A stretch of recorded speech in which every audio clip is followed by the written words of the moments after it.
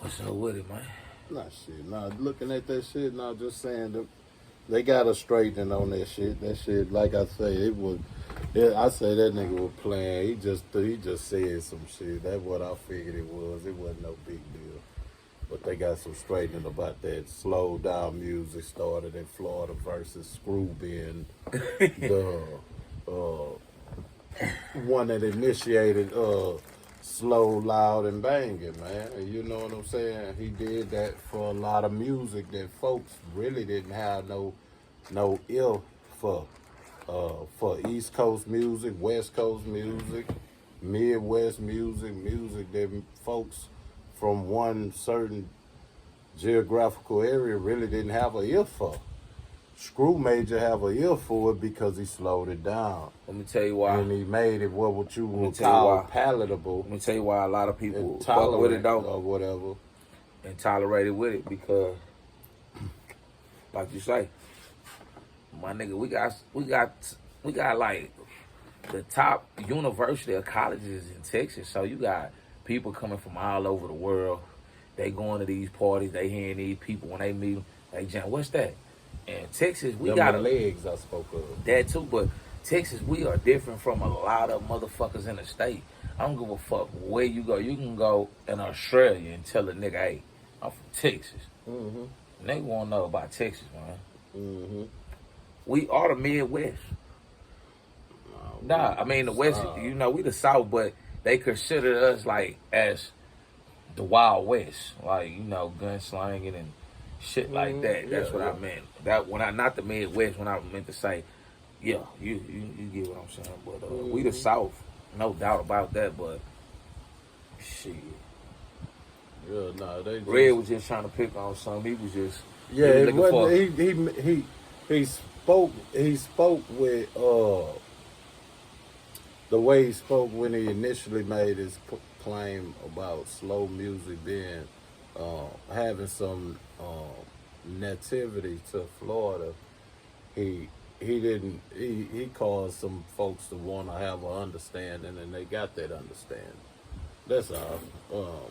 And it was, like I said in the beginning, it was something that was unnecessary, but he just said what he said, and it got either misconstrued or either overly asserted as DJ Screw was a student of some one of their DJs or some shit, and he was inspired by them. From my understanding, Red was saying that they was slowing it down. They wasn't screwing it. They was, I guess, whatever. But in 87, 88, but niggas was slowing shit down in 85, they say People were now. slowing stuff down in the 70s, fam. Like, all DJs had Yeah. whatever effort in which they played with records to stimulate their audience. You feel me? The people that's enjoying their music and whatever libations that are being taken thereof. Just like I said with screw music, many of the libations there within jam and screw music was a downer, a downer drug. It wasn't that the music was promoting drugs. It's just that that made the element of his work reach. It reached. You know what I'm saying? Because everybody fucked with different shit. So when it come to Red just spoke with the way he spoke that caused the response, and he had to stand up under that response, and he did. He explained himself, but it's just like I said, with anybody making slow down music, nobody ever put a title to it and disseminated it with a brand throughout this nation or even internationally. And it grew legs in other places. That didn't happen but for Screw. Yeah, screw everybody know that Because shit. if It anybody really else made made slow down music, name them.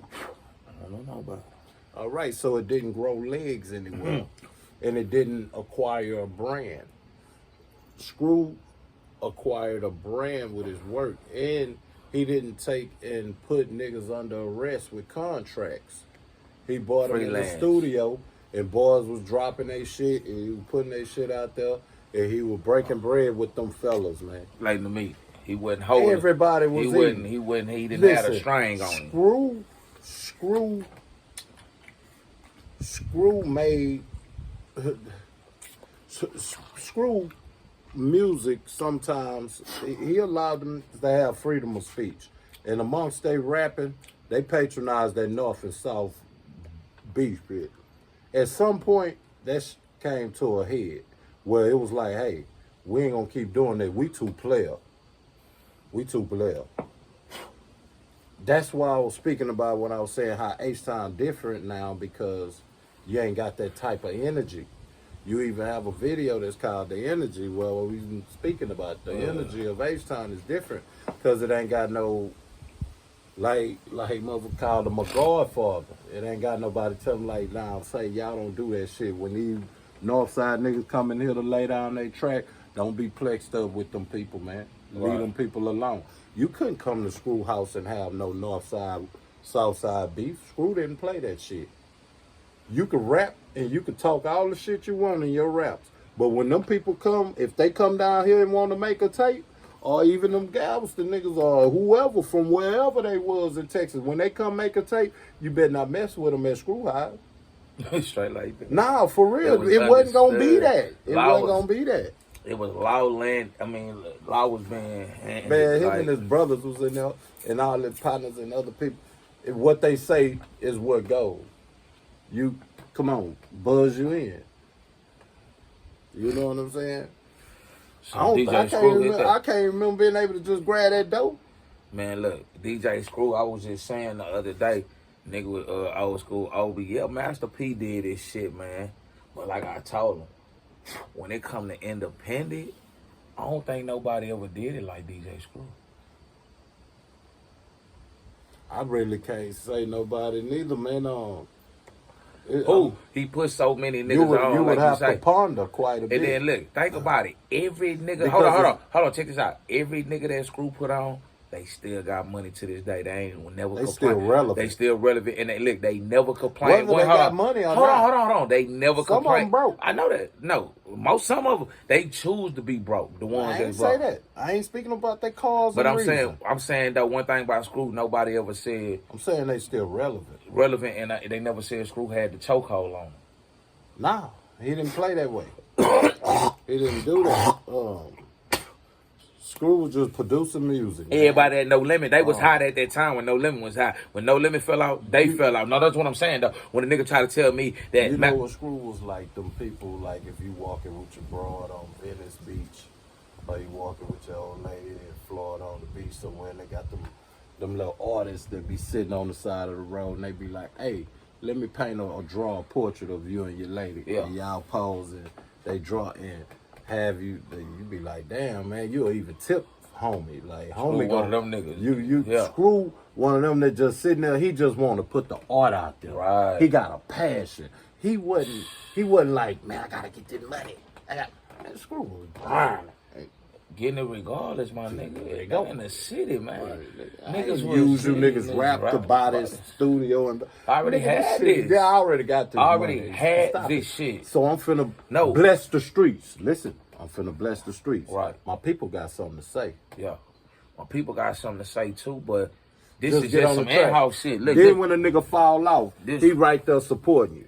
this really was some in-house shit. Them really was just for When like you niggas fall off in the them track, hoods though. Them you type. ever heard it in any studio anywhere else where a nigga fuck up in the studio, the A&R out there, he gonna get mad and he gonna get mad and want you to come out. He gonna give you a straightening about falling off. Screw ain't do that. Screw gonna make it be part of the work. It's gonna be part of the Then a art. nigga, one gonna thing be part of the one art. thing about the screwed up clique of the Swiss House boys too, we can't lead them out, man. Cause look, Listen, if a nigga fall off, somebody gonna bag them up and come in on the that's floor. the whole thing. That's what I'm saying. That's what he was counting on. Yeah. He was counting on that.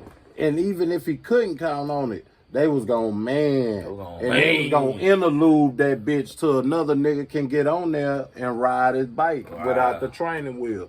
But when a nigga fell off, right?